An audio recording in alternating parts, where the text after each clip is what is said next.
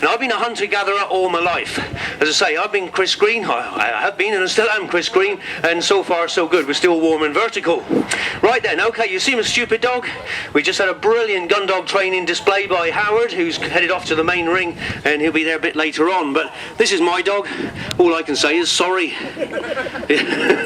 If your dog rolls upside down and scratches his back like that, it normally means he got fleas. Anyway, he's a stinking sack of entrails. He's called Jake. He's 4 years of age. Jake, sit. Speed of sound travels really slow here in Wales, doesn't it? Okay, we'll be talking about the speed of sound with a shotgun in just a moment. Little bird, it was shot there with an air gun back along, and I just brought it with to show you here today. At least I think this one was shot with an air gun, but anyway, this is the wood pigeon. You're all familiar with him. You see him in your gardens, you see him in the town parks, you see him in the city centre suburbs, and there are a lot of these birds, trust me folks. The boffins have now realised there's somewhere in the region of between 10 to 20 million of these birds breeding in this country. Now this is a wood pigeon. It's a fascinating creature. I love this bird to bits, and it seems a bit weird to say that I've shot thousands and thousands of them, because that's part-time job as a pest controller down in Cornwall where I live. I'm going to cover the natural history of this one in just a moment. We're going to be talking about the gun, and there will be one or two very loud bangs. But anyway, this chap here represents the best sporting target for a shotgun. Now comes the fun bit. This is one of my guns I got back home. As you can see, it's a side-by-side. You can see it's all empty. I started shooting when I was 11 years old. My dad was very strict, but he was very smart. He knew, living in the rural world when I was growing up back in the 60s, he'd never keep me away from guns for very long, so he showed me the proper way of handling a shotgun. And I find it astounding how people think that guns are dangerous, when really it's the person behind it. You have to remember that the shotgun, he's got no friends, he's got no enemies. He can shoot you just the same, or indeed your dog, just the same as any pigeon or rabbit or pheasant or duck. So you need to know how to handle it. And my dad, he taught me this when I was a very small boy of just 11 years of age. He made me carry a big old duck gun around for 12 months. Never let me have any cartridges, but what he was doing is making sure I learned how to handle a gun properly. Now, people in our age group, we're all sick and tired of these nonsense health and safety rules, are we not? But the thing is, when you're handling guns, it's basic common sense, and I'll pass it on to you the way my dad taught me. And there are a few youngsters watching this, and all this stuff I learned when I was 11 years old, the same as many of you. These are 3-inch cartridges. Did you know you can actually just fit a 3-inch cartridge into a 2.5-inch chamber?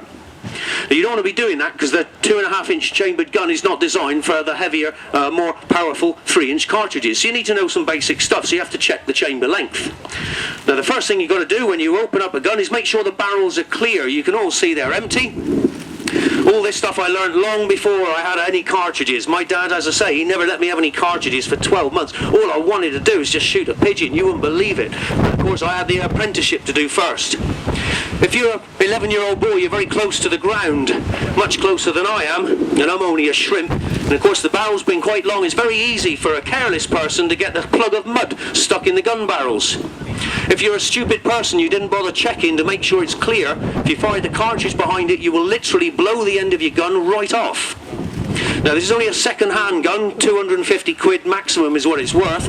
Today, you can spend 50, 60,000 pounds on a shotgun if you want to, a hand-built English gun. Beautiful works of art they are. But nonetheless, if you're still stupid, you'll throw all that money away if you don't check your barrels are clear. Okay. Right, you've all heard the phrase lock, stock and barrel? Came from the shotgun. This is the action, this is the lock. In the early days they were built by the locksmiths that built the locks for your front doors. That's how we got the name lock from. The stock, well, it's pretty obvious. This is the gracefully shaped piece of wood, nicely, beautifully fitted to the person to shoot it. This is a right-handed gun. And of course the barrels, in this case 2 barrels which are cleverly harmonised so that both barrels place the shot at the same place at 40 yards. Okay, so that's where you get the phrase from. Check the barrels. These are blank cartridges we're going to be firing today. They're flipping noisy, so you must hang on to your hats. If there's any youngsters, got any nervous mums and dads, hang on to them as well. Any badly trained dogs like mine, hang on to them too. Let me show you the proper way to close a shotgun, and all this is probably, you might think, big deal. Let me show you, it is a big deal, and I truly have seen this. Inside here, the action, well, you can all see the triggers, but what you cannot see are the hammers and the mainspring and the firing pin. Each barrel has got the identical pair either side. It's a mechanical device, and over time, if it's not serviced regularly, properly by a competent gunsmith, and there's a lot of rubbish gunsmiths around nowadays, trust me on that. But if it's not serviced properly, just like your car at MOT time, it will eventually fail. Now the last thing you want is your gun to go off when you slam it shut, and I've seen that happen. The way to close a shotgun is with a stock up to the barrels. Notice how it goes off harmlessly. If anything did discharge, it goes off harmlessly into the ground there. You all saw the Olympics with our clay pigeon shooters. They got a very bad habit, and you know who you are. They're standing in a cage. They got the trap that throws out the big black discs. And so what they do, you've seen it, they slam their gun shut like that and shout pull. You see that all the time. Now that gun is pointing in that position is not good. If that gun should go off because of a malfunction in the action, and remember the safety catch does not stop the hammer from hitting the firing pin, all the safety catch does is stop the triggers from being pulled. So you never ever rely on the safety, ever. But that gun going off in that position is the wrong way, as you can clearly see. Remember the safety catch?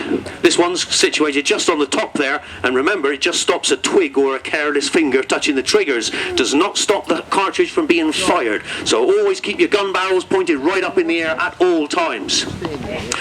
Now then, okay, by the time the shot leaves the muzzle of the gun, it's travelling faster than the speed of sound. So it starts off at 0 miles an hour here, and by the time it reaches the end, it breaks the sound barrier. That's where we get the loud bang from. Okay, we're about to fire a shot. You have been warned. Hang on to your hats. Jake, you're looking the wrong way, son. He said, these people are a lot more interesting because I know there's no pigeon going to fall out the sky. Hang on, son, there may well be. Stay there. He says, I have to because I'm tied to the ground with a big piece of string. Okay, so the shotgun, are you ready? Here we go. Beautiful. Look at all those feathers there. Jake's looking at that thinking he's missed again. Could be a little old lady way down the showground didn't hear that properly. Should we have another one? Oh, I thought so. Here we go then. Is that working, dog? He's looking to fetch something by the look of it. No pressure. Jake, sit. You've got to have your dog steady, and of course he's trained to this, but he's got his eye on that pretty looking spaniel over there. Sit. Oi. Right, one more then. Here we go. Oh, that echoes round here. That's quite lively. Pigeons, especially when you're training a young dog, pigeons are notoriously great because they got the scent, they got the flavour. They're small, they're lightweight, they're no big deal. Notice how easy the feathers come off a wood pigeon. Now, what you don't want is your dog having these feathers stuck to his mouth. They don't like it, especially spaniels. They don't like it very much at all. So what you got to understand is that when you're training a young dog, use a pigeon by all means after you've done the basic puppy dummy thing. But what I've always found is to get a woman's nylon stocking, stockings or a pair of tights or whatever. It doesn't matter. An old pair of tights, the most unromantic garment any woman could ever wear. But anyway, what we're doing is put it in the leg of a stocking so that the feathers can't come out. And so when the dog retrieves it, he's got the scent, he's got all that stuff, but the feathers can't stick to his mouth. He's bulletproof, he don't care, he'll just fetch anything. See, at the end of the day, if I've got myself 40 or 50 birds, I've done the farmer a great treat, and underneath these feathers here, you will see, you got some lovely fresh meat. And of course, don't worry about the dog fetching it, because these feathers act as a barrier from the dog's saliva, so they don't actually get involved with the meat at all. But he has to have a soft mouth. So then, you want to do a bit of fetching, boy, do you? I haven't even brought a hat or a face mask or anything, so this is a real novice's approach to pigeon shooting. But however, we've passed on lots of tricks. Now, you're an idiot, so what we'll do is we'll get you in the hide, shall we? Come on, idiot. Now notice how he's a bit of a puppy still. He's still got lots of bounce and nonsense in him, and he's just obviously when you've got loaded guns in a hide, you can't have dogs jumping up and down and not knocking about. Neither can you have your dog fetching your decoys and knocking them all over. All this has to be trained into your dog right from the start. Now, we've had other dogs in here, and we've had goodness knows what else, but he's got some sense there. He hasn't got any sense, but he's got scent. Do you know what I'm saying? Okay. Right, Jake. When Jake was small, I used to feed him in a hide just like this in the back garden.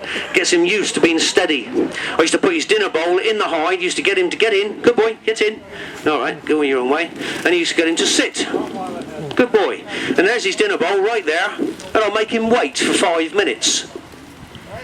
Some of you are thinking, oh, it's just cruel. No, it isn't. It shows him that I'm the boss, and you've got to have order. Especially when you've got loaded guns, you've got to have discipline. Oi, stay there. So what I'll do, tell you what, you young lady, you're not squeamish, are you? You look squeamish. You come round here, because this microphone's going to make some funny noises. What's your name? Andrew. Andrew, you a pigeon shooter? No. No? Do air rifle. Oh, you do air rifles, good boy. Right, when I fire the shot, you hurl that up in the air so it lands in the ring and then we'll get a retrieve, okay? Good lad. Well done, Andrew. Give him a round of applause. Takes a bit of guts to do this. I know, it frightens the life out of me. Okay, so here we go. We're going to fire a shot, so be warned, there will be a loud bang. Andrew's flexing his muscles. So you notice I'm doing it the novice's way. This is all wrong. The height's rubbish, the wind's blowing it all over, and the dog's going mental, and this is really not what you want. But in the real world, you've trained your dog, and everything's all good. And the height's falling apart really bad here. Right, you always on my left. Always on my left. Sit. Good lad. Now notice the hide, if I close my gun up, nearly always gets tangled up in the netting, normally always when there's a pigeon coming. Check the barrels are clear.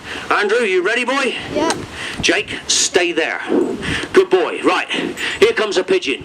If you've been listening earlier, you would notice we got to get him within 35 yards. Here comes a pigeon now. Jake, you're looking the wrong way, mate. It's going to come from the opposite direction. You ain't going to see it. Very often when you're in the hedgerow, your dog doesn't see where the bird landed, but anyway, we got to push on with this because I've got 1 minute left. Here we go. Jake, stay there. Andrew, you ready, boy? Yeah. Here comes a pigeon, 50 yards, bit closer, 40 yards. He's seen the decoys, he's coming right in now. And now. Hey, what are you doing out there, you bugger? Get in here. Right. I was telling you a load of rubbish, didn't I? But you weren't supposed to do that. What do you think you're doing, son? That's bang out of order. See, he's getting a bit keen, you see. He wants a retrieve, but I told you he was thick, didn't I? He didn't even know where the bird landed. Well, it's not a very long retrieve, Jake, is it? So we've got to get on this fairly quick. If that bird's dead, he's not going anywhere. We'll leave it exactly where it is. Sometimes you get a bird that's not properly dead, and that's what the dog's job is, to get on it fast. Jake? Fetch him on, fetch him on. Good boy. Now this is the bit where he shouldn't play with it, he should bring it straight. I said shouldn't play with it. Hey! Straight back, my gun's now empty. Hey, where you going, mate? I'm in here, come on. Good boy, fetch him on. It's not supposed to be the comedy show, you know. Right. It's not easy doing this, don't know what you're laughing at here. Hey, sit.